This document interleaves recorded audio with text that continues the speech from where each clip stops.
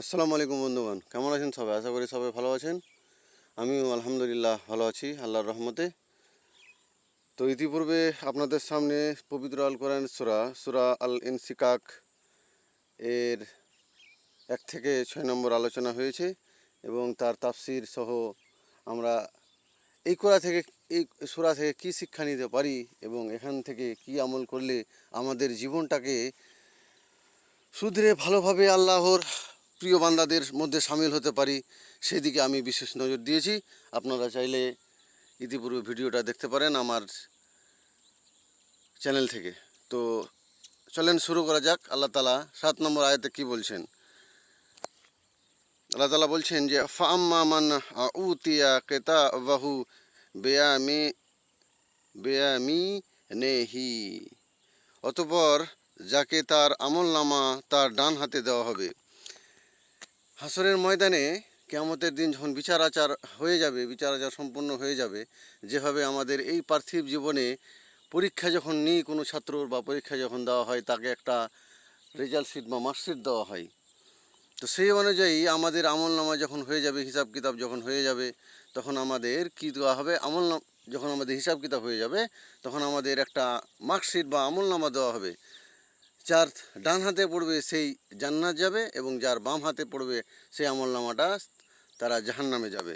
এখানে সেই কথায় বলা হয়েছে যে যে ভালো ব্যক্তি, যে মুমিন ব্যক্তি, মুত্তাকিন ব্যক্তি, তার ডান হাতে আমলনামা এসে লাগবে। আমলনামাগুলো এমন নয় যে কেউ এসে ধরিয়ে দিবে। তাফসীরগণ বলছেন যে যে সেখানে কি হবে, যে আমলনামাগুলো উঠতে উঠতে এসে ডান হাতে এসে লেগে যাবে। যারা মুমিন বান্দা, যারা জান্নাতে যাবে, এবং যারা জাহান্নামী তাদের বাম হাতে এসে লেগে যাবে।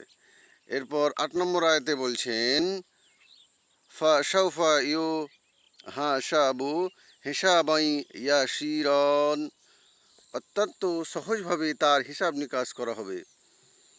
যে প্রত্যেক বান্দার এবং প্রত্যেক জিন জাতির এবং প্রত্যেক মানবের কি হবে? সহজভাবে, এমন নয় যে কঠোর, যে হিসাবটা একবারে ভেজাল হবে আমাদের এই পৃথিবীর মতো। সেখানে সহজভাবে আল্লাহ তাআলা প্রত্যেক মানুষের এবং জিনের হিসাব নিকাশ করবেন। তাফসীরগণ কি বলছেন? সহজ হিসাব এই যে মুমিনের আমলনামা পেশ করা হবে, তার ভুল ত্রুটিও সামনে উপস্থিত করা হবে। অতঃপর আল্লাহ তাআলা নিজের রহমত এবং অনুগ্রহ হয়ে তাদেরকে মার্জনা করে দেবেন। আয়েশা রাদিয়াল্লাহু বলেন যে রাসূল সাল্লাল্লাহু আলাইহি সাল্লাম বলেছেন, যার হিসাব নেওয়া হবে সে ধ্বংস হয়ে যাবে। আমি বললাম, হে আল্লাহর রসুল, আল্লাহ আমাকে আপনার জন্য কুরবান করুন। আল্লাহ তাআলা কি এ কথা বলেনি যে যার ডান হাতে আমলনামা দেওয়া হবে তার হিসাব সহজ হবে? মা আয়েশা রাদিয়াল্লাহু আনহার উদ্দেশ্য ছিল যে এই আয়াত অনুপাতে হিসাব তো মুমিনদের হবে, কিন্তু সে ধ্বংসগ্রস্ত হবে না। কি তিনি সাল্লাল্লাহু আলাইহি সাল্লাম স্পষ্টভাবে বুঝিয়ে বললেন যে পেশ করা হবে মাত্র, অর্থাৎ মুমিনের সাথে হিসাবের ব্যাপারে হবে না এবং নামমাত্র পেশ করা হবে। মুমিনদেরকে আল্লাহর সম্মুখে পেশ করা হবে, কিন্তু যাকে জেরা করা হবে সে ধ্বংস হয়ে যাবে। এখানে যারা বলছেন যারা মুমিন তাদেরকে শুধু আল্লাহর সামনে পেশ করা হবে, কিন্তু যাদের আল্লাহ জেরা করতে লাগবেন, যেভাবে আমরা পুলিশ যেভাবে কোনো অপরাধীকে জেরা করে তাকে সওয়াল জবাব করে, এটা একটার পর একটা সওয়াল জবাব করে, তো সেই অপরাধীর কী অবস্থা এই পৃথিবীতে হয়তো ভাবুন। যে সৃষ্টিকর্তা আল্লাহ তাআলা আপনাকে যদি জেরা করে, আমাকে জেরা করে, তাহলে আপনার আমার কী অবস্থা হবে। তো এরপর 9 নম্বর আয়াতে আল্লাহ তাআলা বলছেন ওয়ায়ান হাকালেবু এলা আহলেহি মাসরুরান, আর সে তার পরিবার পরিজনের কাছে আনন্দিত হয়ে ফিরে যাবে। এমন বলছে যার হিসাব নিকাশ হয়ে যাবে, যারা ডান হাতে আমলনামা আসবে, যে মুত্তাকি, যে পরহেজগার বান্দাদের, সে তার কি হবে? স্বজনদের সাথে আনন্দের সহিত সে চিল্লাইয়া বলবে, আমার জান্নাত পেয়েছি, আমার হাতে আমলনামা চলে এসেছে, আমার ডান হাতে আমলনামা চলে এসেছে। সে তার উল্লাসের এবং তার উৎসাহের শেষ সীমানা থাকবে না। স্বজন বলতে তার পরিবারের মধ্যে থেকে যারা জান্নাতি হবে তারা, অথবা এ হতে উদ্দেশ্য হলো সেই সমস্ত বেহেশতি হুর ও গিলমান যা জান্নাতিগণ লাভ করবে।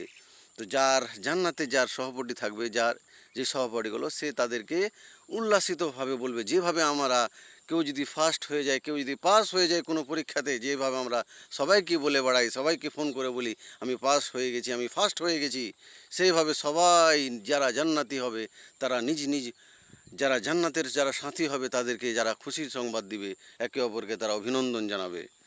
এখানে আল্লাহ তাআলা সেই কথা বলছেন।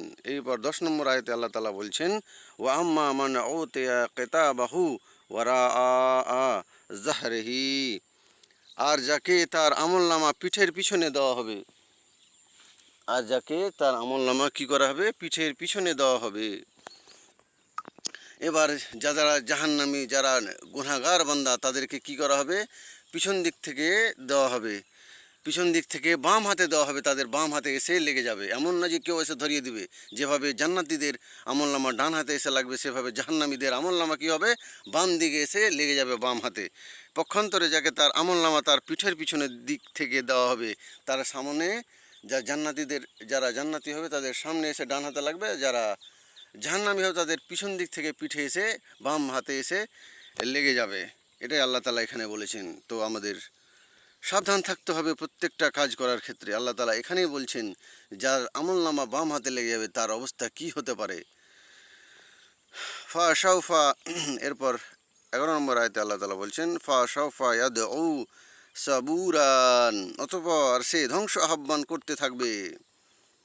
যার আমলনামা বাম হাতে এসে লেগে যাবে বা বাম দিকে এসে লেগে যাবে, সে কি করবে, মৃত্যুর আহ্বান করবে। হায় আমি যদি মরে যেতাম, হায় আমার যদি শেষ হয়ে যেতাম, এই কি হলো আমার।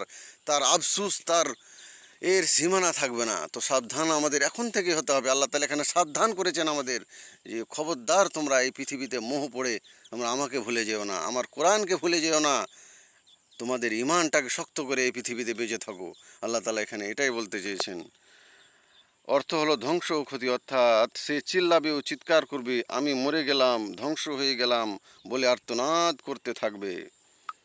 সে জাহান্নামী এটাই বলতে থাকবে যে হায় আল্লাহ, আমি কি করলাম, কেন আমি জীবিত হয়ে আছি, আমি মরে কেন যাই না।